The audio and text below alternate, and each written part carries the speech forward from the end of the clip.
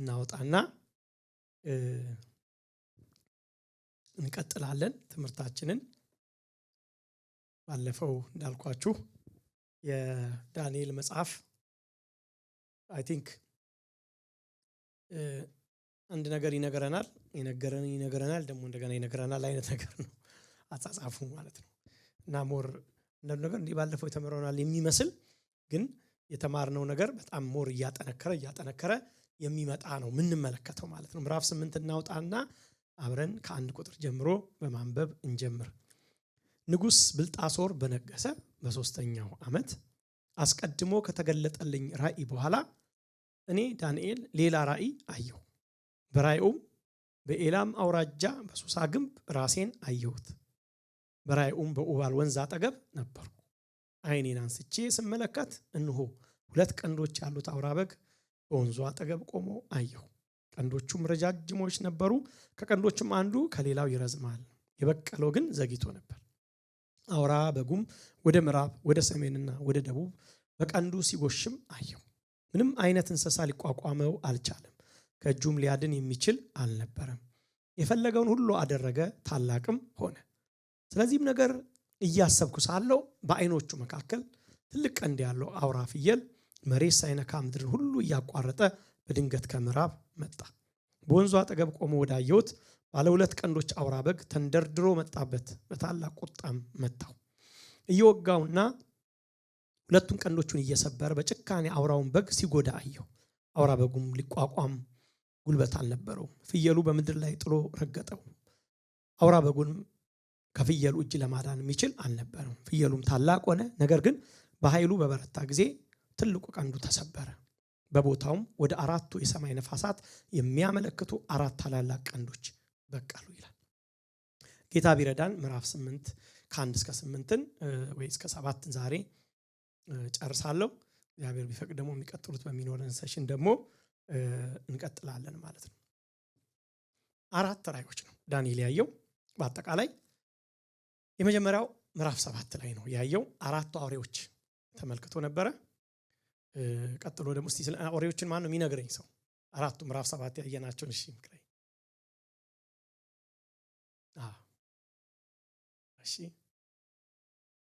ኦኬ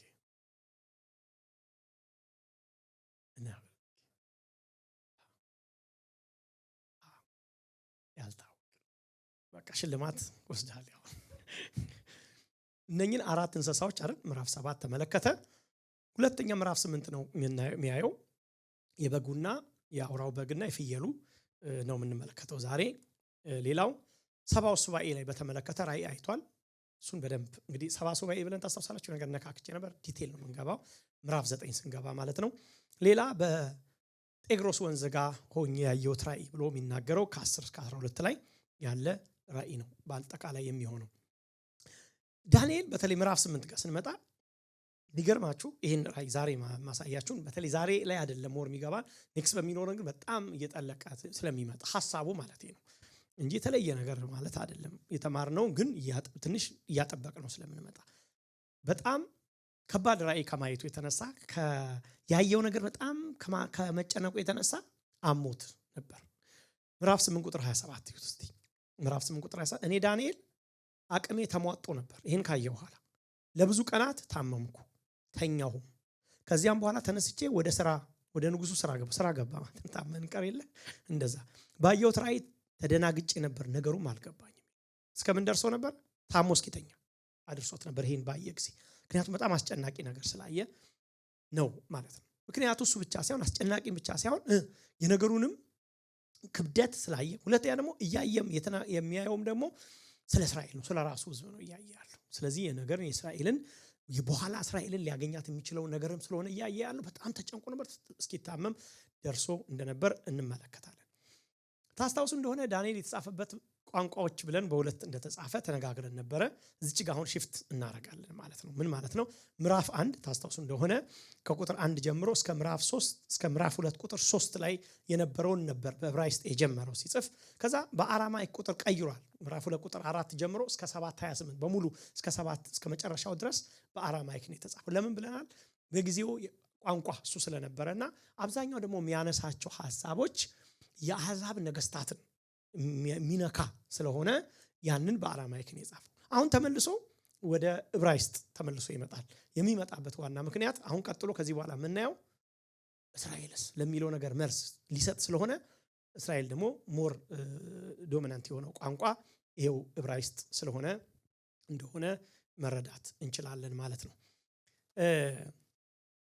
በመጽሐፍ ቅዱስ አስተምሮ ውስጥ ትንሽ ነገር ብያችሁ ወደ ሐሳቡ ልግባ ብዬ ነው። በዚህ በቢብሊካል ቴዎሎጂ ውስጥ 4 ዋና ዋና ሐሳቦች በጣም ይነሳሉ። መጽሐፍ ቅዱስን ስናነብ ጀነራል ነው ማለት ከላይ እንደው ከፍ ብለን ስናየው ማለት ነው። አንደኛ እግዚአብሔር ዓለምን ለማዳን በአብርሃም በኩል እስራኤልን ጠርቷል።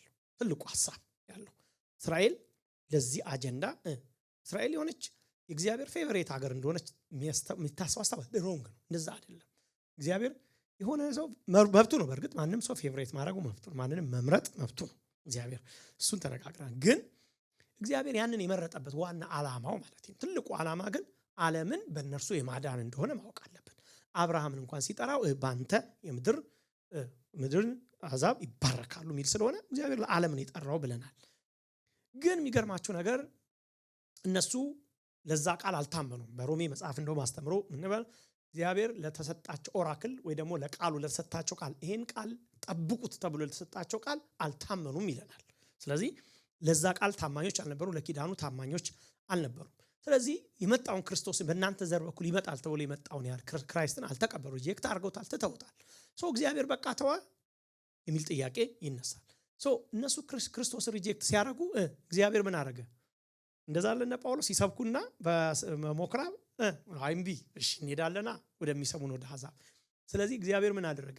ወንጌልን ወደ አሕዛብ እንዲሄድ ሌሎች እስራኤል አልሰራ ያለችውን ያንን ያልተቀበለችውን ክርስቶስን ሌሎች አሕዛብ እንዲቀበሉት ለማድረግ የወንጌል ስራ እንዲሰራ አደረገ ማለት ነው። ለዚህ ነው ጳውሎስን ያስነሳው ይባላል። ከዚህ የተነሳ ወንጌል ለአሕዛብ ደረሰ። አሁን የአሕዛብ ዘመን ማለት ጊዜው የአሕዛብ ዘመን ነው ስላችሁ አሕዛብ እየዳኑ ያሉበት ወንጌል አሕዛብ ክርስቶስ ከአሕዛብ ጋር መንፈስ ቅዱስ በአሕዛብ ላይ የወረደበት ጊዜ ላይ ነው። እስራኤልስ አልተወም የእስራኤልን ነገር። እግዚአብሔር ሁሌ ታማኝ ነው። ኪዳኑ በእኛ ፐርፎርማንስ ላይ ወይ በእኛ ነገር ላይ ብቻ ይቆማ እንዳይመስላችሁ። እግዚአብሔር ስለገባው ኪዳን አይተውም። ህዝቡን ያስባል ሁል ጊዜ። ስለዚህ እግዚአብሔር ይመለሳል ወደ እስራኤል። የሚገርማችሁ አንድ ቀን ደግሞ ተመልሶ የጣሉትን የረሱትን እስራኤላውያኖች መልሶ እንደገና ወንጌል እንዲደርሳቸው ያደርጋል ማለት ነው። እንዲህ ነው የሚታሰበው። ገብታችኋል አይደል? እስራኤል ተጠራች ለአሕዛብ በረከት እንድትሆን፣ ታማኝ አልሆነችም። ስለዚህ እግዚአብሔር ሄዶ አሕዛብን አዳነ። ቀጥሎ ግን ተመልሶ ታማኝ ያልነበረችውን እስራኤል ያድናል። ይሄ ነው አጠቃላይ መጽሐፍ ቅዱስ አስተምሮ ማለት ነው። ያነሳውበት ምክንያት ምንድነው? በዚህም ክፍል የምናነሳው ይሄ ስለሆነ ይሄ ስለሆነ አስቀድመን የዳንኤል መጽሐፍ የሚነግረን ይሄ ነው። እሺ እስራኤልስ ለሚለው መልስ አይደል የሚሰጠን? አያችሁ እስካሁን ድረስ ስለማን ነበረ? ስለ አሕዛብ ነው ስናይ ነበረው አይደል? በአሕዛብ ነገስታት ውስጥ እግዚአብሔር የሚሰራውን ነገር። አሁን ግን መልሰን እሺ እስራኤልስ? ከእስራኤልን ከመጽሐፍ ውጪ ማድረግ አንችልም። ኪዳን ውስጥ አብራ የታቀፈች ስለሆነ በኤፌሶን መጽሐፍ መሰረት ምዕራፍ 2 መሰረት ምን ሊያደርግ ነው? እግዚአብሔር ሐሳብ አለው። ሐሳቡ ደግሞ አንድ ህዝብ ሊሰራ ፈልጎ አንድ ቦዲ ነው የሚያው እግዚአብሔር። ያ ትልቁ ባዲ ዝም ብሎ የሆነ ሹጥጥ ያለ ከአንድ ህዝብ የመጣ ሳይሆን ከሁለቱም ምድርን ሁሉ ባጭሩ አሕዛብንም አይሁድንም የጠቀለለ አካል ነው የሚያው እግዚአብሔር። ያንን ሁሉ እስኪጠቀልል ድረስ በክርስቶስ ሁሉ አይጠቀለልም። ገብቷችኋል? ስለዚህ ለዛ ፐርፐዝ እግዚአብሔር ሁሌ እንደሚሰራ ማወቅ አለብን። ስለዚህ ከዛ አንጻር ነው እስራኤልስ ለሚለው አሁን አያችሁ ዳንኤል ይመለሳል ማለት ነው። እስራኤልን አልተዋትም። እሺ እስቲ ምን ሊሆኑ እነሱስ እንዴት ነው የሚድኑት መጨረሳቸው የሚለውንም እዚህ ጋር አብረን እናነሳለን ማለት ነው።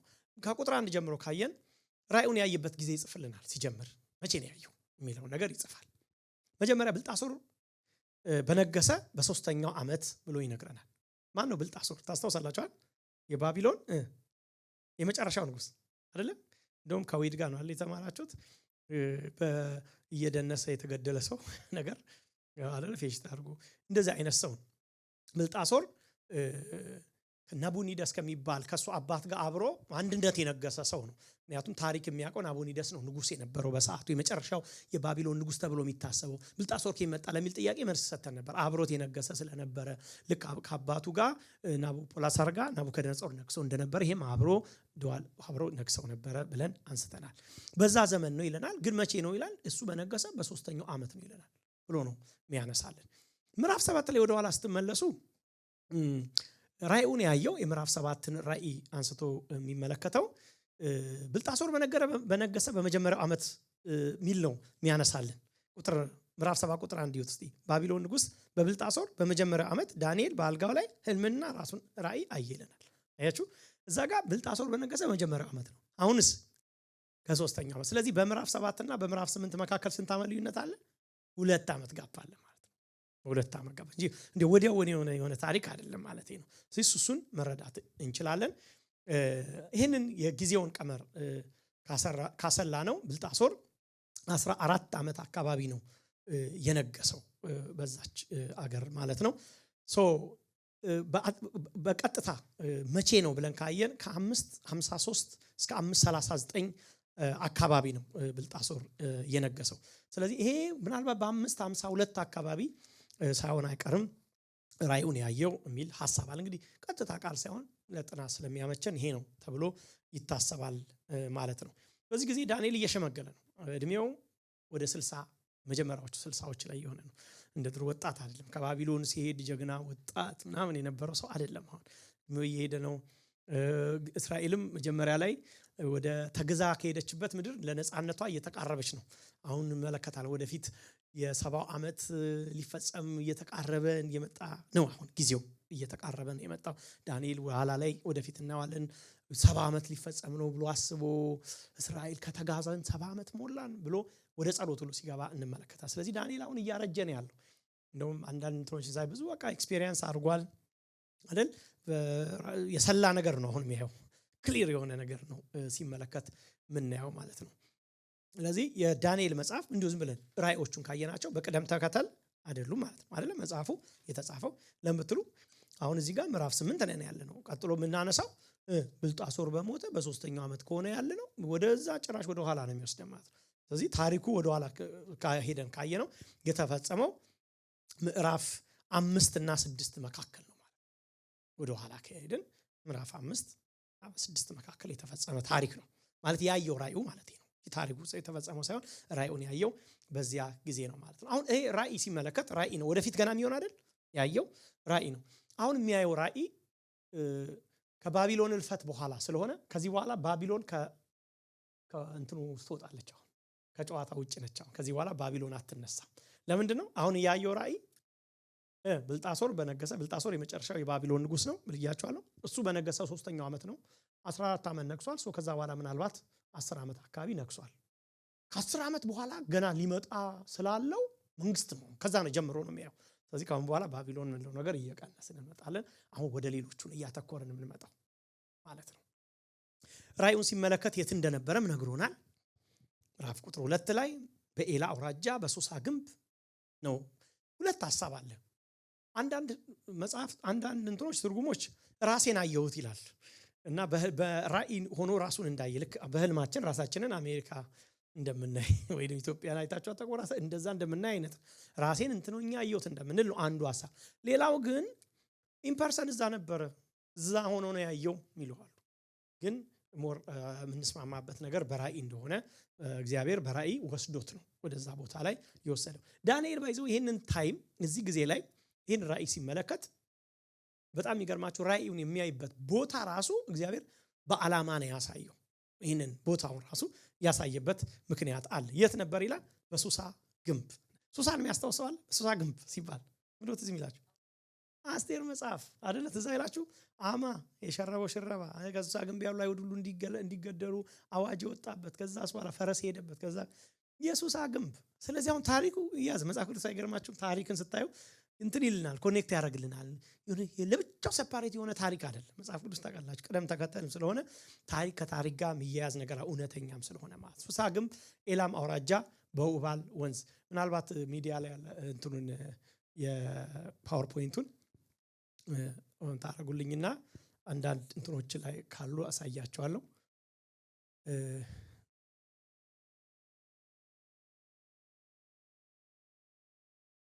እሺ ሱሳ የምትባለው ዳንኤል በነበረበት ጊዜ ከባቢሎን ዳንኤል ከነበረበት ስፍራ 250 ማይል አካባቢ ርቃ የምትገኝ ከተማ ነች። ሱሳ በዚህ ጊዜ አሁን ዳንኤልን በሚያይበት ጊዜ ምንም አይደለችም።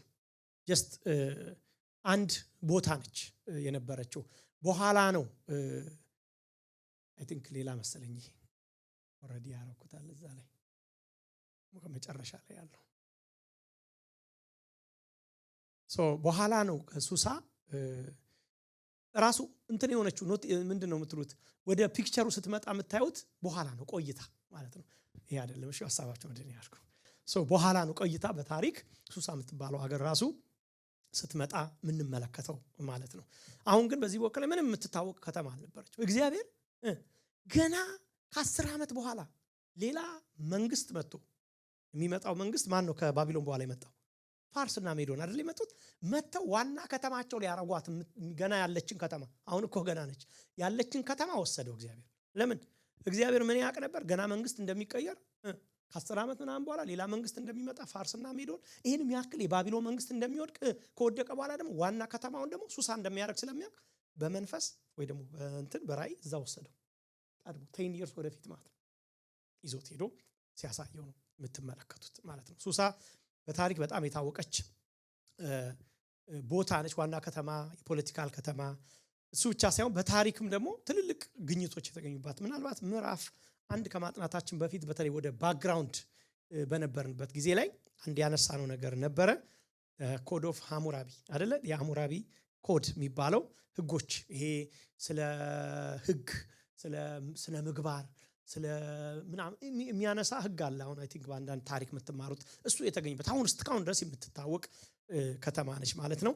እቺ ሱሳ በንጉስ አርጤክስ ዘመን እንግዲህ አርጤክስ ማን እንደሆነ ትንሽ ደግሞ እንትን ልበላችሁ፣ ምክንያት የተለያየ ታሪክ ይመስላል። የአስቴርን መጽሐፍ ስታነቡ የምታገኙት አርጤክስ የፋርስና የሜዶን አንድ ንጉስ ነው አይደለ? ወደፊት ሄዳችሁ የምታገኙት አንድ ንጉስ ነው እና ከዚህ እቺ ሱሳ በአርጤክስ ዘመን ወደፊት ከሄዳችሁ ምናልባት 90 ዓመት ወደፊት ሄዳችሁ ነው የምታገኙት። 90 ዓመት ወደፊት አይሁድ ይኖሩባት የነበረች ከተማም እንደነበረች ይታወቃል ማለት ነው።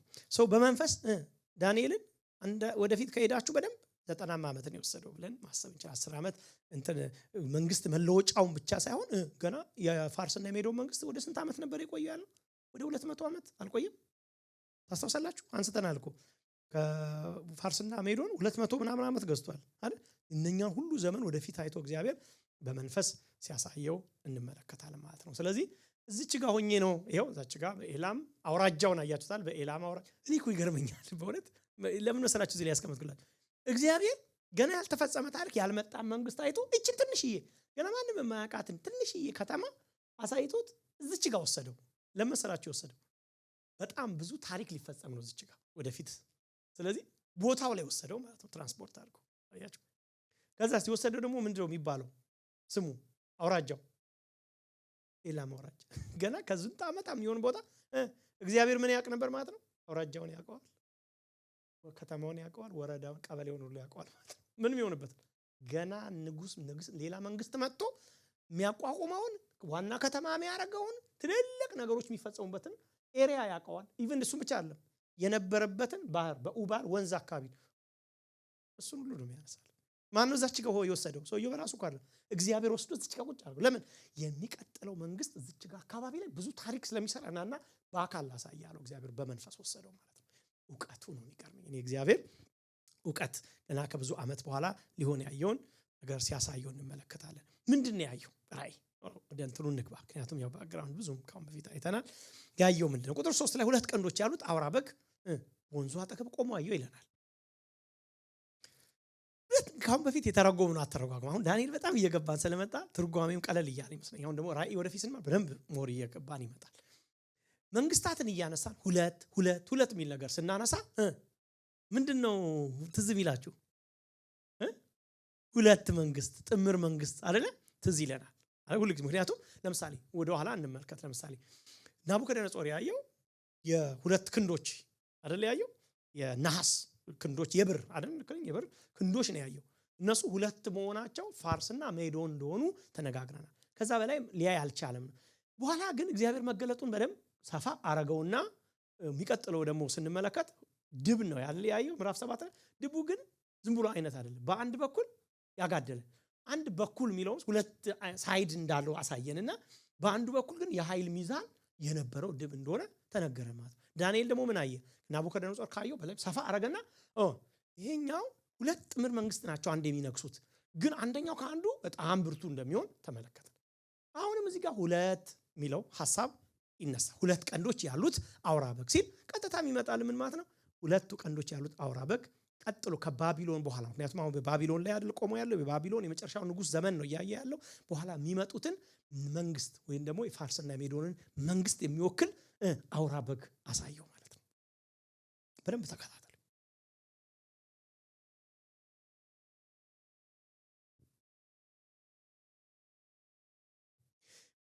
ምዕራፍ 8 ቁጥር 20 ካያችሁ ደግሞ ዝም ብዬ እንዳላልኩትም ማለት ነው። ያው መጽሐፉን ስለሆነ እያጠና ያለው ምን ይላል? ቁጥር 20 ምን እንደሚለው ተሳታፊ መንፈስ እንዴት ነው? ቁጥር 20 ምዕራፍ 8 ቁጥር 20 ምን ይላል? ጮክ ብላችሁ አንብቡት ያገኘው ሰው።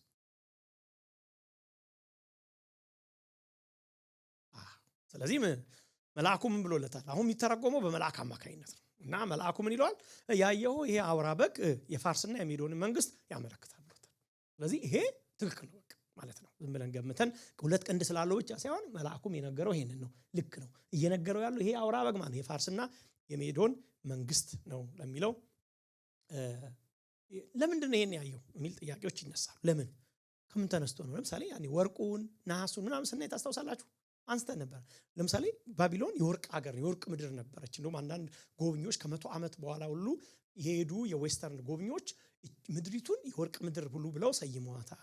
ሌሎቹንም ደግሞ የተለያየ ስም ሰጠናቸው። ምክንያት አላቸው። ዝም ብሎ ነሐስ ወርቅ ብር ለማለት ፈልጎ ሳይሆን እነሱን የሚያመለክት ስም ነው ብለናል። ለምን በግ የሚለው ይነሳል። ይሄ ዋናው ምክንያት እዚህ ጋር እንደምትመለከቱት ፋርስና ሜዶን መንግስት ሁለት ቀንዶች ያለው በግ የሆነበት ምክንያት ንጉሱ ነው የምትመለከቱት እዚህ ጋር። ይሄ በአርኪኦሎጂስቶች የተገኘ ነው። ንጉሱ በጭንቅላቱ ላይ ያደርገው የነበረው ዘውድ የበግ ቀንድ ያለው በግ የሚያሳይ ነበር። ይሄ በአርኪኦሎጂስቶች የተገኘ ነው። ስለዚህ በጊዜው ለነበሩ ሰዎች እንግዲህ ሲጻፍ ዳንኤል ለማን የተጻፈው? በጊዜው ለነበሩም ተደራሲያንም ጭምር ነው አለ። መቼስ አንድ መጽሐፍ ለሚቀጥለው ብቻ ተብሏል። ስለዚህ የሚያነብሰው ቢኖር እዛ ጋር የጻፈው እንደው የሚያነብሰው ቢኖር ምን ይገባው? ወዲያውኑ ሊያስብ የሚችለው ነገር ይሄ ነገር ምንን ያመለክታል ማለት ነው። ልክ ነው። ይሄ በግ ያደረገበት ምክንያት እግዚአብሔር በበግ የመሰለበት ለምን በሌላ እንስሳ አልመሰለም ብለን ካልን የመሰለበት ምክንያት ይሄ ነው ብለን ማየት እንችላለን። እና ምንድነው የሚያነሳልን ኢንፎርሜሽን? ቀንዶቹ ረጃጅሞች ነበሩ አለ አይደል? ወደ ኋላ መለስ ብለን ካያችሁት ያ ይቅድሙ ያየነው በግ ረጃጅም ነበሩ ይለናል። ለምንድን ነው ይሄን ያለበት ምክንያት? ቀንድ ኃይልን ነው የሚያመለክተው አይደል? አሁን እኮ ስለ አውሬውም ስንመለከት ስለ አስተኛው ክርስቶስ ኃይሉን አይደል የሚያመለክት ነው። ሌሎቹን ቀንዶች ሰብሮ ወጣ ሶስቱን ምናምን ብለን ነበር። ምን ነው ኃይሉን መንግስትን ምናምን ነው የሚያሳየው። ይሄኛው ምንድነው የሚነግረን? ቀንዶቹ ረጃጅሞች ነበሩ ይላል። እውነት ነው። ምንም እንኳን ባቢሎን ዓለምን የተቆጣጠረች የገዛች ብትሆንም የፋርስ መንግስትና ሜዶ መንግስት ሲመጣ ግን ከባቢሎን ይልቅ በኃይል ብርቱ ነበረ። በምንድነው የምናውቀው? ምዕራፍ 2 ላይ ስንማር ምን ተባብለን ነበረ? ናቡከደነጾር ያየው ህልም ላይ ከላይ ወደ ታች ምንም እንኳን በክብር በሞራል እየቀነሱ ቢመጡም በኃይላቸው ግን ብርቱ ነበሩ። ለዚህ ነው ለናቡከደነጾር ካንተ በኋላ ካንተ የሚያይል ኃያል የሆነ ሌላ መንግስት ይነሳል ብሎት ነበር። ስለዚህ ኃይለኛ መንግስት ነው ማለት ነው አሁን የሚነሳው። እና ኃይለኛ ብቻ ሰው ረጃጅም ቀንዶቹ ማለት ነው የሚገዛባቸውን ርቀት የሚያሸንፍባቸውን ርቀት ሁሉ ለማመልከት የተጻፈ መሆኑን የሚያስፋፏቸውን ኤሪያዎቹን እንደሚያመለክት መረዳት ይኖርብናል ማለት ነው። ግን አንድ ነገር ኢንፎርሜሽን አነሳ በደንብ ልክ ነው። ሜዶና ፋርስ ነው የሚለውን በደንብ የሚያረጋግጥልን ምን አለ? ከቀንዶቹ አንዱ ከሌላው ይረዝማል አለ አይደለም? አንደኛው ይረዝማል። አሁን ምን ከምን ጋር ተመሳሰለልን ማለት ነው? ወደ ኋላ ተመልሰን ድቡ አንዱ ሳይድ ከአንዱ አዘንብሎ ነበር ከምንለው ጋር ተመሳሰለልን። አያችሁ? ስለዚህ ለምንድን ነው እንደዚህ ያለው? ባጭሩ እንዲህ ነው። ፋርስና ሜዶን ጥምር መንግስት ሆኖ ነው የመጡት። ምን ማለት ነው? ሜድስ የሚባሉ ራሳቸው አላቸው፣ ፋርስ ደግሞ ራሳቸው ናቸው። ግን የሆነ ሰዓት ላይ ባቢሎን ዓለምን ተቆጣጠር በጣም ኃያል ስለነበረች አሊያንስ ፈጠሩ። ከዛ መጥተው አፈረሱ ማለት ነው። ሲያፈርሱ ምንድነው የሆነው? ሜዶናውያኖች መጥተው ማን ነው የሚባለው? እንደውም ንጉሱ የነበረው በባቢሎን የነገሰው ዳሪዮስ ታስታውሳላችሁ? ዳሪዮስ መጥቶ የሜድ ንጉስ ነው። እሱ በዛ ቦታ 2 ዓመት ብቻ ነው የነገሰው። ከዛ በኋላ የሚቀጥሉትን ዓመታት ሲነግስ የምታዩት ፋርስ ነው የምትመለከቱት። 2 ዓመት ብቻ ነው እዛ ጋር የተቀመጠው። የሚቀጥሉትን ግን ፋርሶች ሲመጡ ታያላችሁ። ስለዚህ ሜዶች እንደውም እንደውም ይኸውላችሁ ምን ይላል መሰላችሁ? ወደ ታች አንድ ካየ ነው የበቀለው ግን ዘግይቶ ነበር፣ ወይ ደግሞ በሌላ ቋንቋ ምን ይላል? ታላቁም ወደ ኋላው መጥቶ ነበር ይላል አይደል? እናንተ መጽሐፍ ላይ ይላል አይልም? እንደው የሚለው እስቲ አንብቡ በደንብ እቺ ማያነጋግር እንድናረግ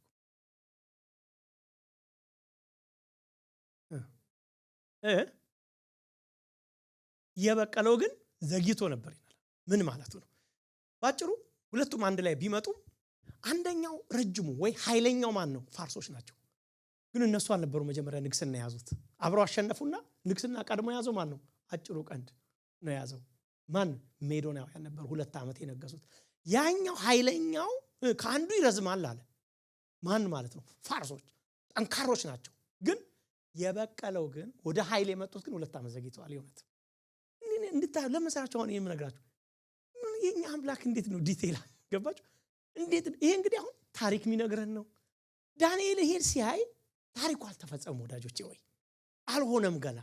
ገባችሁ? እኛ እኮ አንዳንድ ጊዜ በህይወታችን እግዚአብሔር ይሄን ነገር ያውቀው ይሆን እንላለን። ኢቭን አንዳንድ ጊዜ አሁን ያለንበት ሁኔታ ራሱ ያውቀው ይሆን እንላለን። ተቃላችሁ እንጠራጠር። አሁን ያለንበት ራሱ እግዚአብሔር የወሰደው ኡባል ወንዝን አውቀዋለሁ እየወሰደው ያለው እንትን የሚባለውን አውራጃውን አውቀዋለሁ፣ ሱሳን አውቀዋለሁ እያለው ነው ዲቴል እየነገረ ኖ እሱ ብቻ አይደለም። እኔ ማቀው ገና ከብዙ ዓመታት በኋላ የሚመጣው መንግስት ሜዶንና ፋርስ እንደሆነ አውቃለሁ። ኧረ እሱ ብቻ አይደለም፣ ፋርስ ከሜዶን በኃይል እንደሚተልቁም አውቃለሁ።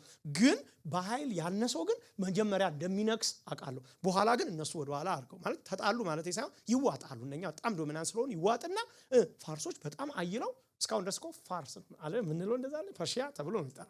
ሜድ ብዙ ሲነገር አንሰማ። ለምን ታውጠው ቀሩ? ይሄን ሁሉ ዲቴል ነው የሚሰጠው። ተመልከቱ ወዳጆች፣ ይሄን ሁሉ ዲቴል ነው። የኛ አምላክ በጣም አዋቂ ነው። እግዚአብሔር ስንል የእግዚአብሔርን ዕውቀት በጣም እንድናቀው ማለት ከዳንኤል መጽሐፍ አንፃር አሁን ብዙ ሌሎች ማንሳት እንችላለን። እግዚአብሔር ባለፈው ወደ ስንማር ለምሳሌ ከዋክብትን በስም ያውቃቸዋል አይደል? ጋላክሲዎችን ይጠራቸዋል። ብዙ ማለት እንችላለን። አሁን ግን እኔ ከዳንኤል አንፃር ግን የሚመጣን ሁሉ ገና ያውቃል። ወረዳን ያውቃል፣ ቀበሌን ያውቃል። ገና ያልተመሰረተን ከተማ እንኳን ገና ካፒታል ሲቲ ሆና እንኳን ያልተቀመጠች ምድር ቀድሞ ኢንፍሉዌንስ ሊኖራት እንደሚችል ቀድሞ ያውቃል። ታሪክን ቀድሞ የሚያውቅ ታሪክን የሚያሽከረክር ሉዓላዊ አምላክ ነው። እኛ ይሁን ያሳየናል። የበቀለው ዘግይቶ ነበር ይልና ቁጥር 4 ላይ አሁን ተመልከቱ አሁን ምን እንደሆነ ይተከታተሉ። አውራ በጉ ወደ ምዕራብ፣ ወደ ሰሜን፣ ወደ ደቡብ ሲጎሽም አየሁ ይላል። ኦኬ ተመልከቱት። ወደ 3 አቅጣጫ አይደለ? መጀመሪያ ወደ ምንድነው? ወደ ምዕራብ፣ ቀጥሎስ ወደ ሰሜን፣ ቀጥሎስ ወደ ደቡብ። ምንድነው የቀረው? ምስራቅ። ለምን ይመስላችኋል? ምንድነው አሁን እያለን ያለው? አሁን ይሄ አውራ በግ ወይ ደግሞ ፋርስ እና ሜዶን እንበለው ሲጎሽም አየሁ አይደል? ጦርነት ይጀምራሉ፣ ወረራ ይጀምራሉ፣ ኢንቬድ ማድረግ ይጀምራሉ። ግን በ3 አቅጣጫ ነው የሚያሳየን። ግን አንዱን አቅጣጫ አልጠቀሰ። ለምን ይመስላችኋል?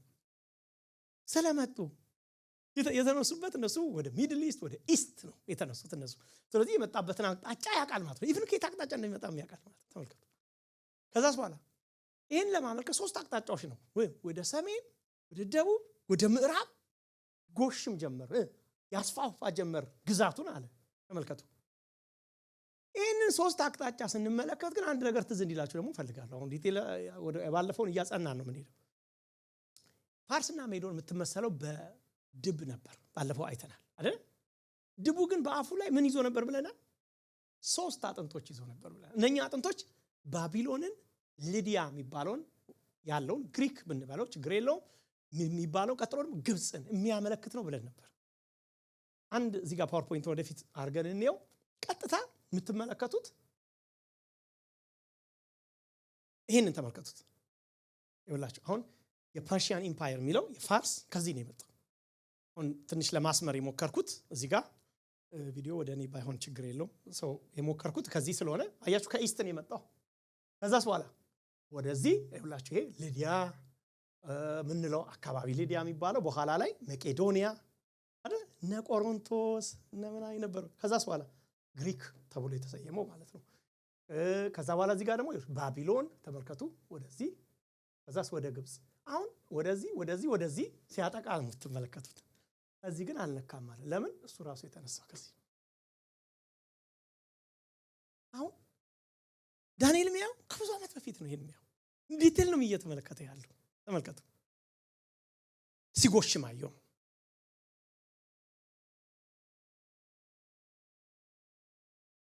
እሱ ብቻ ሳይሆን ማንም ሊቋቋመው አልቻለም ይለናል። ከእጁም ሊያድን የሚችል አልነበረም። የፈለገውን ሁሉ አደረገ፣ ታላቅም ሆነ ይለናል። ኤግዛክት እንዲህ ነው የሆነው። ሜዶና ፋርስ ሲመጡ እንግዲህ በጣም አላተኮረው ወደ ባክግራውንድም ስለሰጠዋቸው ነው።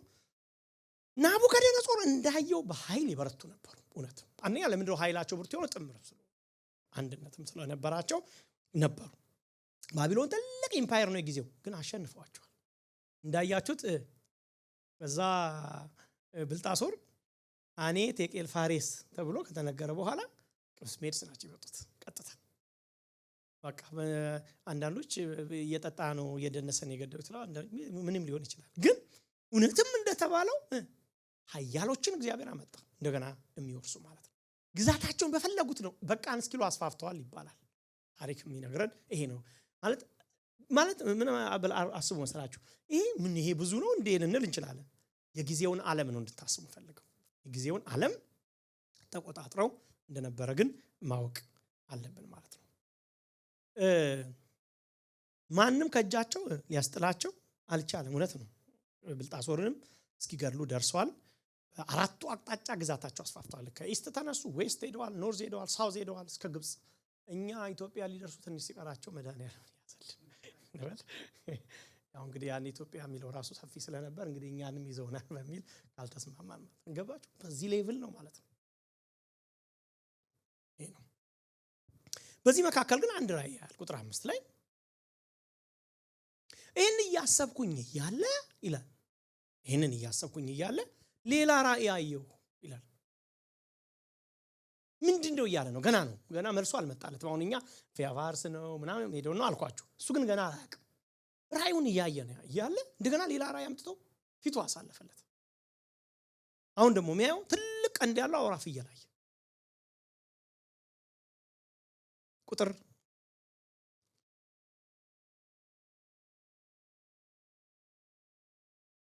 እኔም ስመለከት ቁጥር 5 እነሆ ከምዕራብ ወገን አንድ አውራ ፍየል በምድር ሁሉ ፊት ላይ ወጣ፣ ምድርንም አልነካም። ለፍየሉም በዓይኖቹ መካከል አንድ ታላቅ ቀንድ ነበረው። ሁለት ቀንድ ወዳለው በወንዝ ፊት ወዳለው ወዳየሁት አውራ በግ መጣ። በኃይሉ ፈጥኖ ወደ እርሱ ሮጠ። ወደ አውራውን በግ ሲቀርብ አየሁት፣ እርሱም ተመረረበት። አውራውን በግ መታ፣ ሁለቱም ቀንዶች ተሰበሩ። አውራውን በግ ሊቋቋሙ ኃይል አልነበረውም ይለናል።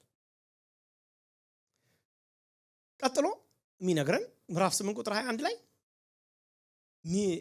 ፍየል ነው የሚያው። አሁን ደግሞ ከአውራው በግ ቀጥሎ ፍየል ነው የሚያው። እንትን ፓወርፖይንት ልታደርጉልኝ ይሄንን ይመለከታል ማለት ነው።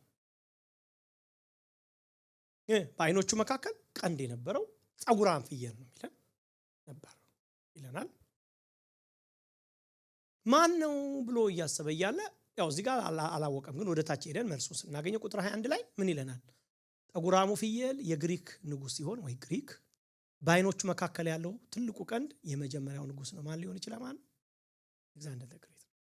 ማን ነው? እግዚአብሔር ይሁን። አሁን ወደፊት እንደገና አሁን እኮ ገና ፋርስና ሜዶን አልመጡም እኮ ገና እኮ በእንትን ዘመን ነው ያለው እኮ ገና በሶስተኛው ዓመት ነው ያለው እኮ ማን ነው? በባቢሎን ንጉስ በብልጣሶር በነገስ ሶስተኛው ገና ብልጣሶር 14 ዓመት ስለሆነ 10 ዓመት ይቀረዋል። ገና ይሄ ንጉስ ሳይወድቅ 10 ዓመት ቀርቶት 200 ዓመት የሚገዙ ከዛ እንደገና ሌላ መጥቶ ደግሞ ስንት ዓመት የሚገዛ ያሳዩዋል። የኛ አምላክ ወዳጅ ያጠነው ራስ ተነቃቅ። የኛ አምላክ ምንድነው? እግዚአብሔር አያውቅም የሚባለው ምንድነው? እግዚአብሔርን አታውቅም እንለው የቱ ነው? ለሱ ትልቅ አንድ ሰውዬን አተኩሮ ከመቶ ዓመቶች በኋላ የሚመጣን አንድ ሰውዬ አየሁ። አንድ ሰውዬ ሳይቀር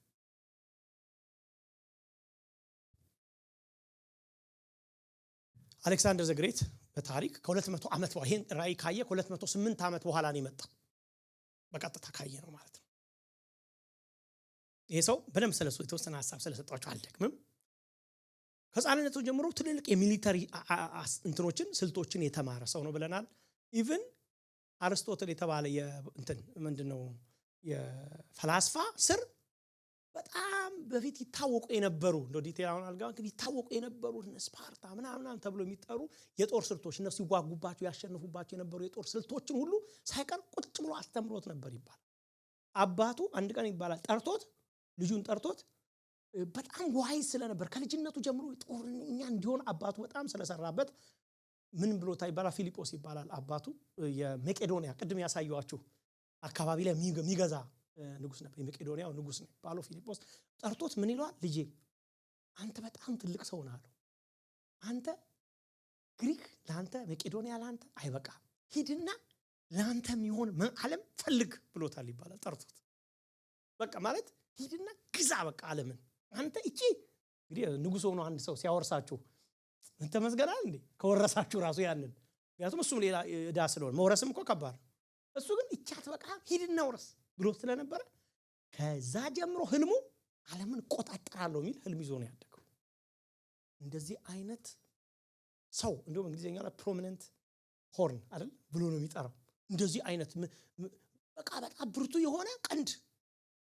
አደገ ለጦርነት ሌላን ለማፍረስ ተዘጋጀ ይሄንን ማን ያህል ዳንኤል ያህል በመንፈስ ከብዙ አመት በፊት 200 ምናምን አመት በፊት ይመለከተዋል ማለት ነው ለምን ግሪክ በፍየል ተመሰለች ቅድም ምን ብለናል ንጉሱ ጭንቅላቱ ላይ ያረገው የነበረው ነው ብለናል አይደል ስለበጉ ስናወራ ግሪክ ለምን ተመሰለች ታሪክ የሚነግረን ላሳያችሁ ሞድ አንዳንድ ነገሮችን ደስ ይለኛል እኔም ምክንያቱም መጽሐፍ ቅዱሳችን ዝም ብሎ የተጻፈም አይደለም አንዱን ፍየል አንዱን በግ አይልም በቃ መጽሐፍ ቅዱስ ጌታ ትክክል ነው ሁሉንም ሲያደርግ መጀመሪያ ታሪክ የሚነግረን የመጀመሪያዎቹ የግሪክ ኮሎኒዎች ግሪክ የሚባለው መቄዶንያ የሚባለው ሊዲያ የሚባለው ያንን ኤሪያ መጀመሪያ ሲያገኙ ከፊት ይመሯቸው የነበሩት ፍየሎች ነው እነሱን ነበር እና እንደውም አንዳንድ አማልክቶቻቸው እኔ አይ ቲንክ ቆሮንቶስ ላይ ሆነ መስለኛል አስተምሪያቸዋለሁ አንዳንድ አማልክቶቻቸው እኮ ከነሱ ጋር ሁሉ ይገናኛሉ ከበጎቻቸው ከፍየሎቻቸው ጋር የሚገናኝ ነገር አላቸው ወደዛ ብዙ አልገባም እና ፍየሎች መርተው እዛ ስፍራ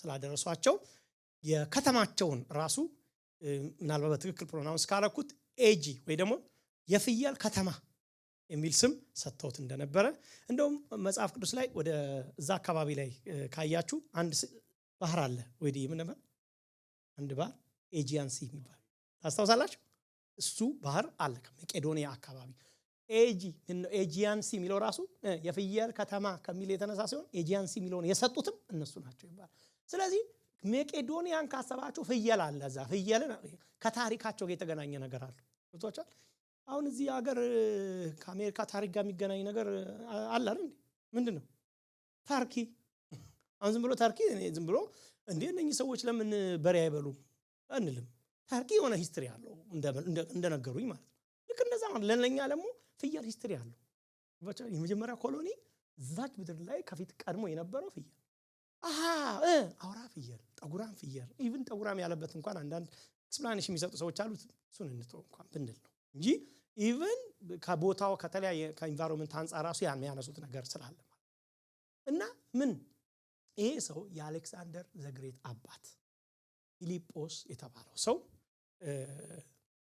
ልዩ ምልክቱ የራሱ ልዩ ምልክቱ ፍየል እንደነበረም ታሪክ ይነግረናል ማለት ነው እንግዲህ አስቡ መጀመሪያ ኮሎኒዎቹ ራሱ ቦታውን ያገኙት በፍየል ነው ጥሎ ደግሞ የራሱ አባትም ራሱ ልዩ ምልክቱ ቅድም እንዳረግነው ጭንቅላቱ ላይ አርጓል እንዳልነው ለሱ ደግሞ ልዩ ምልክቱ ፍየል እንደነበረ ይነገራል ለዚህ ነው ምን ያሳይ ፍየል ግሪክን መልአኩም ግሪክ እንደሆነ ነግሮታል ግን ደግሞ ለምን ፍየል አለ ለሚለው ደግሞ ትንሽ ኤክስፕላኔሽን ለመስጠት ያለው ድንገት ከምዕራብ ወጣ ይለናል ልክ ነው ልክ እኮ ነው ቅድምን አሳይቻችሁ ነበር ከኢስት የወጣውን አሳይቻችሁ ነበር አይደል ከምስራቅ የወጣውን አሳይተናል ሜዶን ወይ ፋርስ አይደል ከዛ በኋላ ወደ ምዕራብ ወደ ሰሜን ወደ ደቡብ ነበር ይጎስም የነበረው ብለናል ስለዚህ ሲመጣ ምን ሊዲያን ምንላቸው እነኝን አካባቢ በሙሉ ይዟቸው ነበር ኤዚያ ወደ ትንሹ ኤዚያ ግሪክ ምንለው አካባቢ በሙሉ ይዟቸው ነበር ወደ ላይ ማፑ እዚህ ጋር ስለተቆረጠ እንጂ አሁን ደግሞ ከምዕራብ ነው የኛ የወጣው ይለናል አያችሁ በትክክል እኮ ነው በቃ የሚናገረው ከኢስት የወጣው የኛው ከምዕራብ የወጣው ደግሞ በታሪክ ውስጥ አንዱ ቢታወቀው በተለይ ከፋርስና ሜዶን በኋላ የመጣው ግሪክ እንደሆነ እንመለከታለን ማለት ነው ድንገት ነው ተነሳ ይለናል አይታችሁት ከሆነ በድንገት መጣ ይለናል ብዙ የሚጠበቅ ነገር አልነበረም ባይዘው ግሪኮች የትንሽ ኮሎኒ ከዛ እየጨመሩ መተው ጥቂት እንደነበሩ በዛ ሌቭል ዓለምን ይቆጣጣራሉ ተብለው እንደማይታሰቡ በጣም ብዙ ታሪክ ይነግራል ከዛም በፊት የነበሩት ነገስታት በኋላ አነሳላችኋለሁ በጣም በጦርነት የተመቱ ስለነበረ በዚህ ሌቭል ተነስተው ዓለምን ይቆጣጣራሉ ተብሎ በፍጹም አይታሰብ ኢቭን እንገራችሁ የአሌክሳንደር ዘግሬት አባት ፊሊጶስ በነበረበት ጊዜ እንኳን ግሪክ በዛ ሌቭል አልነበረች። በጣም በፍጥነት 12 ዓመት በሞላ ጊዜ ውስጥ ነው ይባላል በዛ ሌቭል ዓለም መቆጣጠር። እና እውነት ነው መጽሐፍ ቅዱስ እንደነገረን በድንገት ነው በፍጥነት ነው ይሄን ያደረጉት ማለት ነው። ሳይጠበቅ በድንገት የሚለው ቃል ያንን ያው ቀጥሎ ምን አለን? መሬትም አልነካ አለን። ተመልከቱ ይሄ ፍየል መሬትም አልነካ። ባጭር ቃል ምን ማለት ነው? አንድ ነገር መሬትም አልነካ ማለት ይበር ነበር ማለት በራሪ ነው ማለት ነው። ታስታውሳላችሁ ለግሪክ ወደ ኋላ ምዕራፍ 7 ላይ ምን ነበረ? የግሪክ መለያ ምን ነበረ? እንስሳዋ ነብር ብቻ ነበር። ስንት ክንፍ? 4 ክንፍ አይደል? ታስታውሳላችሁ ነው? ተሳሳትኩ ምናምን ሚሳል 4 ክንፍ የነበራት ነበር። ምኑን ለማመልከት ነው? በጣም ግሪክ የሚታወቀው የሚገርማችሁ በፍጥነታቸው፣ ጦረኞች የሚታወቁት በፍጥነታቸው ነው። እሱ ብቻ አይደለም፣ በአጭር ጊዜ ዓለምን እንደነሱ የተቆጣጠረ ማንም የለም ተብሎ የሚታሰብ። ሮማያኖች ከብዛት ግሪኮች 35,000 ምናምን ጦር ይዘው ነበር። 200,000 ሰው ሰራዊት ይገጥሙ ነበር። ትንሽ ናቸው። ከትንሽነታቸው ሄደውም አይጨርሱትም የሚባለውን ሀገር ይሄዱ ይቆጣጠሩ እንደነበር በፍጥነታቸው የሄዳችሁ ሰኩላር ሂስትሪንም አጥኑ። ግሪኮች በፍጥነት ዓለምን በመቆጣጠር የታወቁ ናቸው። እግዚአብሔር አይሳሳትም። በትክክል ለዳንኤል ከብዙ ዓመቶች በኋላ ወደ ኋላ መጣና ምን አለው? መሬት አልነካም ማለት በራሪ ነው፣ ፍጣን እንደሆኑ የሚያመለክትን ስም ሲሰጥ እናያለን። ምን አደረገ ታዲያ? ይሄ ፍየል ፈጥኖ መጣና ምን አደረገ የሚለው በወንዙ አጠገብ ቆመው ወደ ነበረው ወደ አየሁት ባለ 2 ቀንዶች አውራ በግ ተንደርድሮ መጣበት ይላል። በታላቅ ቁጣም መታው ይላል። ምንድነው አሁን ያደረገው ማለት ነው? ግሪኮች አይደለ? ምክንያቱም ይሄ ያየሁት ፍየል የትኛው ይሄ የተንደረደረ መጣ በታላቅ ቁጣ። ይኸው እዚህ ላይ እንደምትመለከቱት መጥቶ ምን አለው? ሲመታው ምን እንመለከተው። ፈጥኖ መጣ። የመጀመሪያው ትንሽ ለመፍታት ያህል መጀመሪያ ግሪኮቹ ወደ ዓለምን መቆጣጠር ሲጀምሩ ትንሹን ኤዚያ እና ህንድ የሚባለውን አካባቢ ነው የተቆጣጠሩት። ፈጥነው ስትራቴጂክ ቦታ ስለሆነ ይባላል። ቀጥታ ግን የሄዱት ወደ መካከለኛው ምስራቅ ነው። ቀጥሎ ወደ ነፋርስ ነው ሜዶ ወደሚገዙበት ነበር። ለዚህ ነው ፈጥኖ መጣ ያለው የሚቀጥል ያደረገበት ምክንያት። በአጠቃላይ ዓለምን በቁጥጥራቸው ስር ያደረጉት 12 ዓመት ብቻ ነው የፈጀባቸው። ሌሎቹ ጊዜ ወስደዋል ብዙ የፈጀባቸው። እሱ ብቻ ሳይሆን በጣም የሚገርም መንገራቸው አንድ ነገር ዳንኤልን how ብነ ዲቴል እንደሚነግረው ላሳያችሁ። ምን ይለናል? ተቆጥቶበት ነበርና መታው ይለናል። በሌላ ትርጉም ያዛችሁ ምን ይላል? ሌላ ትርጉም ስላለው የድሮን ትርጉም ያዛ 54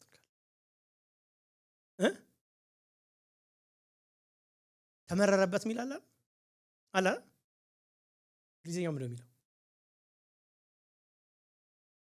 ምንድነው?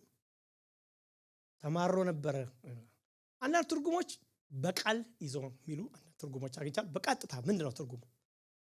ተቆጥቶበት የሚለው ተቆጣ የሚል ሳይሆን ቂም ይዞበት ነበርና በቀል ይዞ ስለነበረ ነው በፍጥነት ወደሱ ይሄዳል ይላል። ለምን? ወደ ኋላ ሄደን በታሪክ ስንመለከት አንድ ነገር አሳያቻችኋለሁ። ቀድሞ ፋርስና ሜዶን ዓለምን ሲያጠፉ አንዱ ሄደው ከመቱት ካጠፉት ምድር አንዱ ሊዲያ ነው ወይ ግሪክ ምንለው አካባቢ ነው።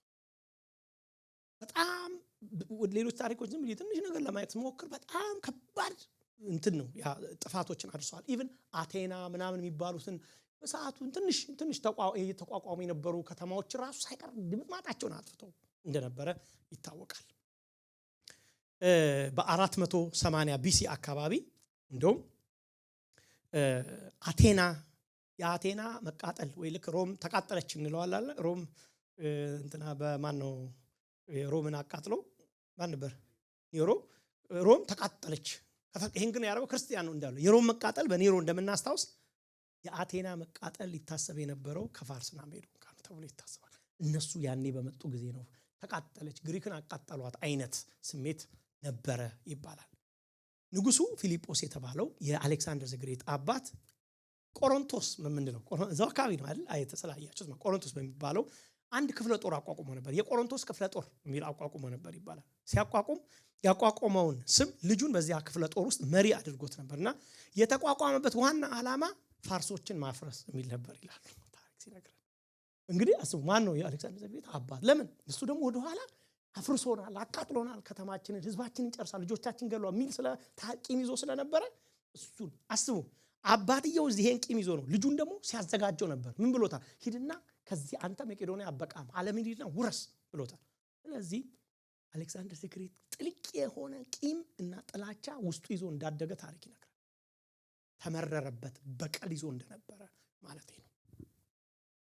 ስለዚህ ከዚህ ቁጣና በቀል የተነሳ ቀጥታ ወደዛ ሲሄድ በብዙ ፍጥነት ተመረረበት የሚለው ቂም ይዞበት ነበር፣ አቂሞ ነበር። ቀጥታ ሊመታው ሲሄድ ቀጥታ ታሪክም የሚነግረን ወደዛ ሄዶ በጣም ብዙ ጥፋቶች እንደሆኑ ነው። አያችሁ፣ እሱን ለማመልከት ምናል እየወጋው ሁለቱን ቀንዶች እየሰበረ አሁን በቃ ይሄ ነው የምትመለከቱት። በጭካኔ አውራውን በግ ሲጎዳው አየው። አሁን እንደው ዲቴል አንገባም፣ እናንተ ምንም ታሪክ ሰዎች ናችሁ ለማጣም ትችላላችሁ። ግሪኮች በፋርስ ሜዶን ላይ ያደረሱትን ጥፋት ብላችሁ እንኳን እንደው ታመኑ ምንጮችን ብታዩ በጣም ብዙ ማቅ ስለምንችል እኛ ዋናው ታሪክ ላይ አይደለም መጽሐፍ ቅዱስን እኔ ዋናው እዚህ ጋር የምናየው ምንድነው እግዚአብሔር ዲቴል እንዴት አርጎ ከብዙ መቶ ዓመታቶች በፊት እያንዳንዱ የሚነክሰውን ንጉስ ሳይቀር የስፍራዋን ቦታ አውራጃ ቀበሌ ሳይቀር ከዛስ በኋላ እንዴት እንደሚመቷቸው ብቻ ሳይሆን እንዴት እንደሚመቷቸው በምን ሞቲቭ እንደሚያፈርሷቸው ሁሉ ሳይቀር ነው እንግዲህ እየነገረን። ይሄ የሆነው ገና ባቢሎን አልወደቀም። ዛሬ ይሄን ስናወራ ማለት እንድናይስ ማለት እግዚአብሔር የእግዚአብሔርን ጥልቅ ዕውቀት ትመረምራለህ ወይ ታውቃለህ ወይ ሚላን ኢዮብን በመከራ ካለፈ በኋላ ኢዮብ ጠራውና ናስቲ ጠቢቆ እንግዲህ እንደ ሰው ወገብን ታጠቅ አንተም ተናገር ምን ልመልስልህ ናስቲ ዋላ ስትወልድ ነበርክ እንዴ እንደዚህ በአጥባይ ኮከቦች እንደዚህ ዘምሮ አንተ አማክረ ነበር ምናምን የሚለው እኮ ይሄ ነው። ምን እግዚአብሔር ጥልቅ ዕውቀት አይመረመርም። በጣም ጥልቅ ነው እግዚአብሔር የሚለው። ይሄን ታያላችሁ ወገኖቼ። ሉዓላዊ አምላክ መጣብኝ አሌክሳንደር ግሬት መጣ ሌላው መንግስት እያለ የሚደነግጥ ሳይሆን የሚመጡትን በዲቴል ከነ ንጉሳቸው ከነ ጀነራላቸው ቀድሞ የሚያውቅ አምላክ። ስለዚህ ሲጎዳው አውራ በጉም ለመቋቋም ጉልበት አልነበረውም ይለናል። ፍየሉ በምድር ላይ ጥሎ ረገጠው። አውራ በጉም ከፍየሉ እጅ ለመዳን አውራ በጉንም ከፍየሉ እጅ ለማዳን የሚችል አልነበረም ይላል። which is እንመለከተው እርሱ ስለሆነ 35000 ጦር ብቻ ነበር ይባላል ግሪኮች የነበራቸው በሙሉ እነኛን ሲያፈርሱ ማለት ነው።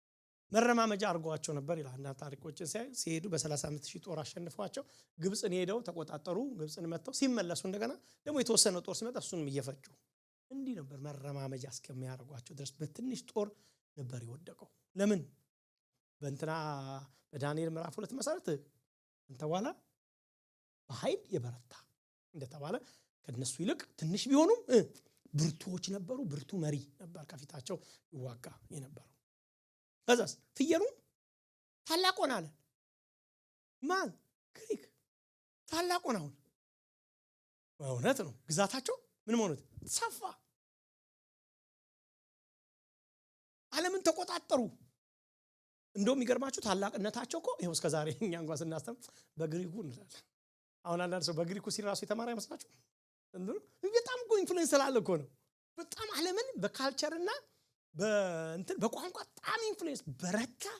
ታላቅ ሆኑ። እውነትም ታላቅነታቸው ማለት ነው ሆኖ አሌክሳንደር አንድ አስተሳሰብ ነበር ሄሌናይዜሽን አይደል? ሄሌናይዜሽን ምንድነው? የግሪክን ካልቸርና ቋንቋ ዓለምን በሙሉ ዶሚኔት አደረገበታል ማለት ዝም ብሎ ሰውን መውረስ ብቻ ሳይሆን የሰውን አእምሮን ማረካለን እንዳለው ጳውሎስ አእምሮንም መማረክ አስተሳሰብንም መማረክ አንድን ሰው መግዛት ብቻ ሳይሆን ግሪክ ማድረግ ማለት ነው። አስተሳሰቡን ሰውየውን ራሱ ትራንስፎርም ማድረግ እንትኑ ነበር የሱ አይዲያ ነበር። ስለዚህ ይሄንን ጀመረ። እውነትም እግዚአብሔር እኮ በጣም የሚገርም ታሪክ ባይሰራ ማለት ነው። አሁን ግሪክን አሌክሳንደር ግሬት አንዱ ማን ጻፈ የጻፈውን ኮት ላርክ አሌክሳንደር ሮጦ ሞቷል አለ ሲናገር ተራሩጦ ግሪክን መንግስት አስፋፋለሁ ብሎ የእንትንን ምንድነው የቋንቋቸውን የግሪክን ቋንቋ አስፋፋለ ሞላው አለ። ኤክስት ጌታ መጣና አስፋፋ አለው እና በ32 ዓመቱ ነው የሞተው። አስፋፋና ሞተ። እሱ ሄሌናይዜሽን አስፋፋለሁ ብሎ ነው። እግዚአብሔር ግን የግሪክ ቋንቋ በአዲስ ኪዳን በግሪክ እንዲጻፍና ቋንቋው እንዲሮጥ አረጋለ። ሰውየው ሞቷል እኮ አስፋፊው። የእግዚአብሔር ሐሳብ ግን ትጸናለች አይደል? የሱ አስፋፋው ብሎ ገና መስፋፋቱንም ሙሉ ሳያይ ሞተ። የእግዚአብሔር ሐሳብ ግን እሱ አስፋፋው ባለው ቋንቋ ውስጥ ኢቭን ብዙ መንገዶችን ነበር የሰራው። በጣም ብዙ መንገዶች ከአንዱ ቦታ አንዱ ቦታ እንዲሄዱ በቀላሉ ዓለምን ለመግዛት የሚያስችለው የግሪክን ቋንቋ ባህል ለማስተማር እንዲያስችለው። እግዚአብሔር ግን አለ ጻፊ ሲናገር ወንጌላውያን በቀላሉ ከአንዱ ወደ አንዱ ትራቭል እንዲያደርጉ። ለዚህ ነው ጳውሎስም ከአቴና ወጥቶ ታስተውላላችኋል። ሐዋርያት ከአቴናም ተነስቶ ወደ ቆሮንቶስ ሄደ፣ ከቆሮንቶስም ተነስቶ ወደ ኤፌሶን ሄደ። ምን ነው እንዴት ሄደ የምትሉት? እድሜ ለአሌክሳንደር ዘግሬት ታስፋፍተው ነበር ትራንስፖርቴሽኑ። ምን አደረገው? እግዚአብሔር ተጠቀመበት ማለት ነው። ገባችሁ? ያይ ስለነበረ እግዚአብሔር ማንም የለም ከሱ በላይ የለም ወዳጆቼ። በጣም ጎበዝ የተባለው እንኳን የእግዚአብሔርን ሐሳብ ያገለግላል ሳያውቀው ማለት ነው። ይሄን ነው በታሪክ ውስጥ የሆነው። ግን በጣም ይገርማችሁ አልደከማችሁ 10 ደቂቃ ነው የቀረኝ። ግን ይሄ ሰው ምን ይላል መሰላችሁ? ነገር ግን በኃይሉ በበረታ ጊዜ ትልቁ ቀንዱ ማን? የፍየሉ የምተመለከተም ታስተሻላ ያለችው በአይኖቹ መካከል የነበረው ቀንድ። ያን ቀንድ ምዕራፍ ቁጥር 21 ላይ ምን ብሎት ነበር? ይሄም ማን ነው ብሎት ነበር? የመጀመሪያው ንጉስ፣ በታሪክም ደግሞ የሚታወቀው የመጀመሪያው ንጉስ አሌክሳንደር ዘግሬት። ምን ይለናል? በበረታን ጊዜ ትልቁ ቀንዱ ተሰበረ። በ12 ዓመቶች ውስጥ ብቻ ነው ይፈጀው ብያቸዋለሁ። ግሪኮች ዓለም ሲቆጣጠሩ አሌክሳንደር ዘግሬት በጣም ታላቅ የጦር ሰው ስለነበር ይባላል ታሪክ የሚነግረን። ካሁን በፊት ነግሬያቸዋለሁ። የሚቆጣጠረው ዓለም ስላጣ የሚቆጣጠረው ማለት ጨርሶ የሚቆጣጠረው ዓለም ስላጣ ዲፕሬሽን ውስጥ ገብቶ ነበር ይባላል። ምን ልስራ ብሎ እና ከዛ የተነሳ እንትን ውስጥ ቁጭ ብሎ ፓላስ ውስጥ ቁጭ ብሎ ጠጪ ሆኖ ነበር ይባላል። በቃ ዝም ብሎ መጠጣት፣ በቃ ተስፋ ቁርጥ አድርጎ ምን ነው ሲባል አልቅሶ ነበሩ ይላል። አንደ ታሪክ ሳይሆን ብሎ አልቅሶ ነበር። ለምን ሲባል ምንም ወርሶ አጣው የት ልሂድ ከዚህ በኋላ ብሎ ታሪክ የሚነግረን ነው ነገር። መጨረሻ ከዚሁ መጠጥ የተነሳ ተደጋጋሚ ራሱ ይጎዳ ስለነበር ከዚሁ የተነሳ በራሱ በነበረበት ፓላስ ሞቶ እንደተገኘ ታሪክ። በበረታ ጊዜ 32 ዓመቱ ነው ምናምን ነው ሲሞት። በበረታን ጊዜ አገሪቱን አስፋፍቷል፣ ትራንስፖርቴሽኑን አስፋፍቷል፣ ሄሌናይዜሽን ምድሪቱ ሞልቶታል፣ ቋንቋቸው ግሪክ ተብሏል፣ ሁሉም ቦታ አስተምሯል፣ ዓለም በርትቷል። በበረታ ጊዜ ግን ንጉሷን አጣች። ቀንዱ ሰበር። ብዙ ዓመት በፊት ዳንኤል በዲቴል መንፈስ ቅዱስ ጻፍ።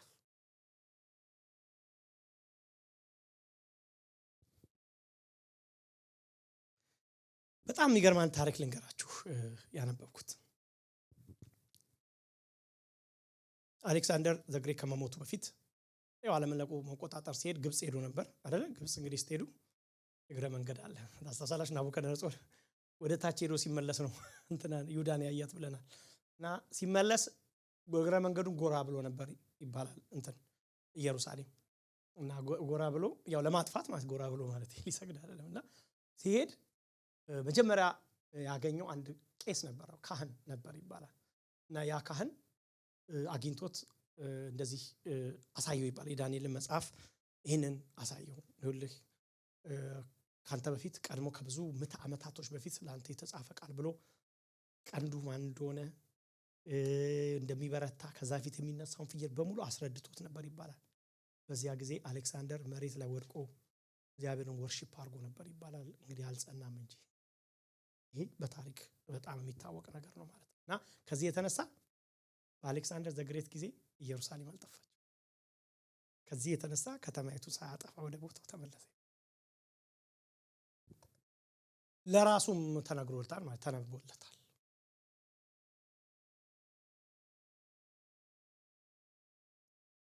አሁን ዳንኤል ያው በቃ እየጨረስኩ ስለሆነ ኔክስት ስለምንቀጥል እግዚአብሔር አሁን ይውላችሁ እግዚአብሔር ሁሉ ጊዜ ሐሳብ አለው። ሁሉ ጊዜ ይሄ ሐሳቡ ደግሞ ማንም ሊቆጣጠረው የማይችል እግዚአብሔር ይሄንን ኦኬ እዚህ ጋር እንቁም እና አንድ ነገር ብያችሁ ልጨርስ። 5 ደቂቃ ስለሆነ ከዚህ በኋላ መቀጠል አልችልም። ግን ምን ይለናል? በቦታው ወደ 4ቱ የሰማይ ነፋሳት የሚያመለክቱ 4 ታላላቅ ቀንዶች በቀሉ። እቺ ኔክስት እንጨርስ። እግዚአብሔር ምን ሐሳብ አለው እያቸው። ሐሳቡ ምንድነው? የሱ መንግስት ምድርን መታ እንድትወርስ ነው ሐሳብ። ግን እሱን ሐሳብ ለማስፈጸም ግን ምድርን የወረሱ በተከታታይ እየገዙ ያሉ መንግስታትን እያየን ያለን ከአንዱ በላይ አንዱ መንግስት ይመጣል፣ አንዱ አፍርሶት አንዱ ይመጣል።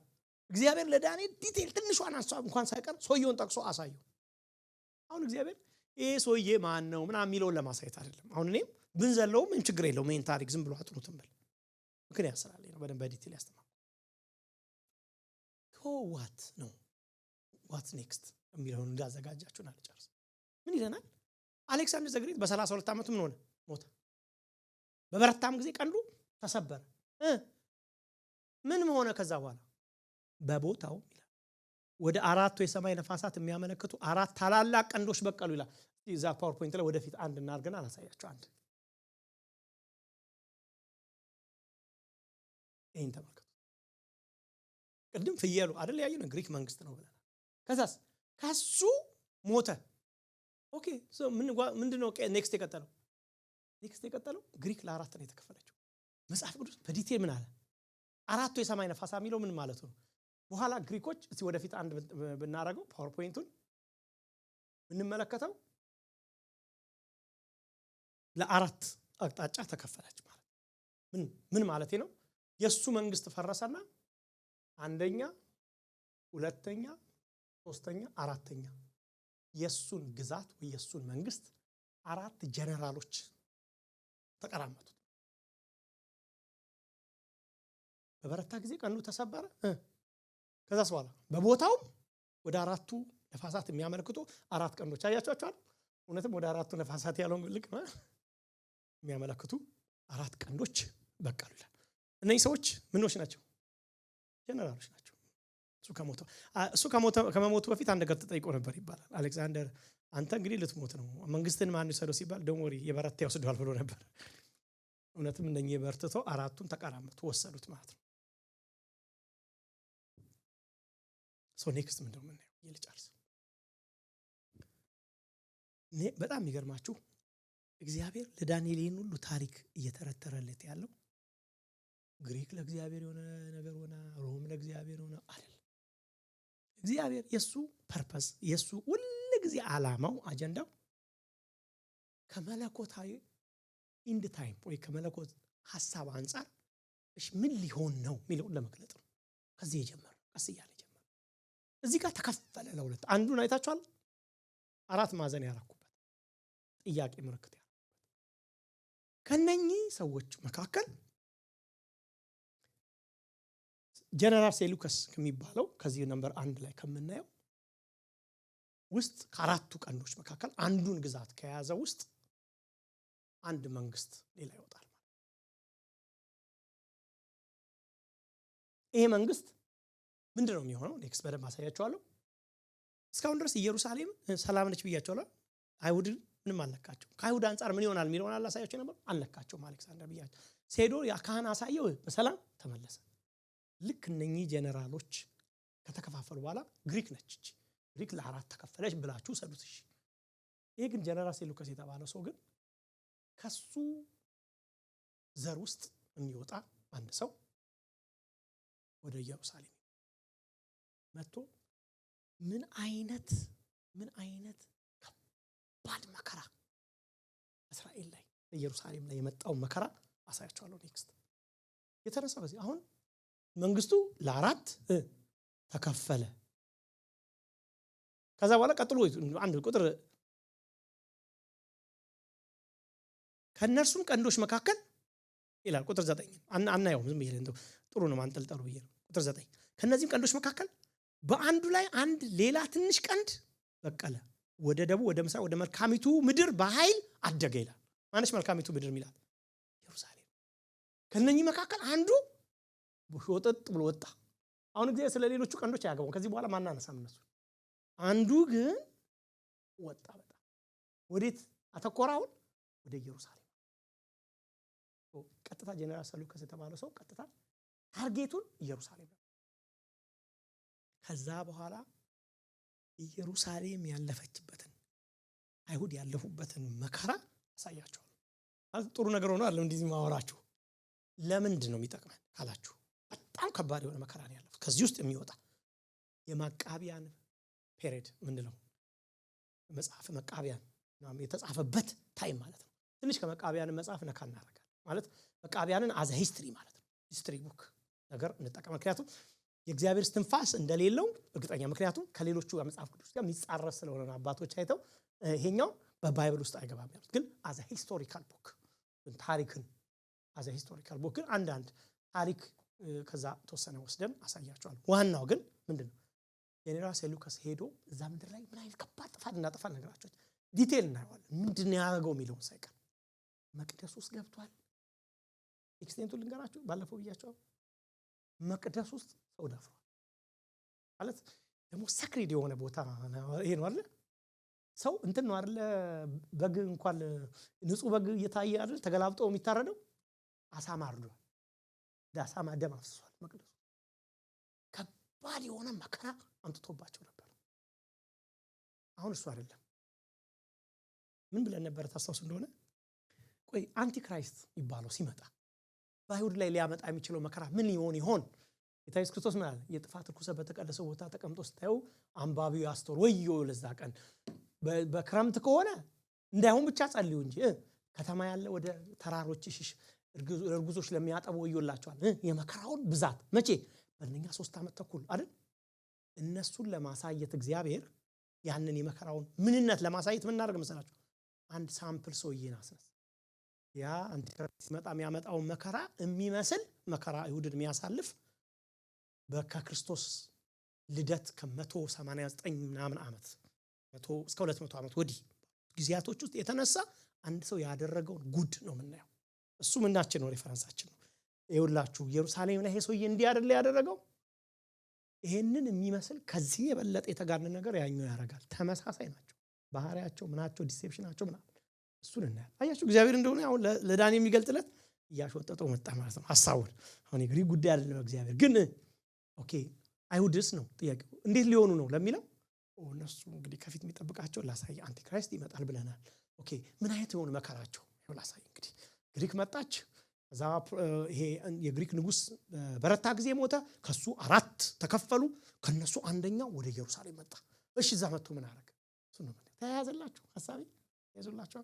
ቆመን እንጸልይ።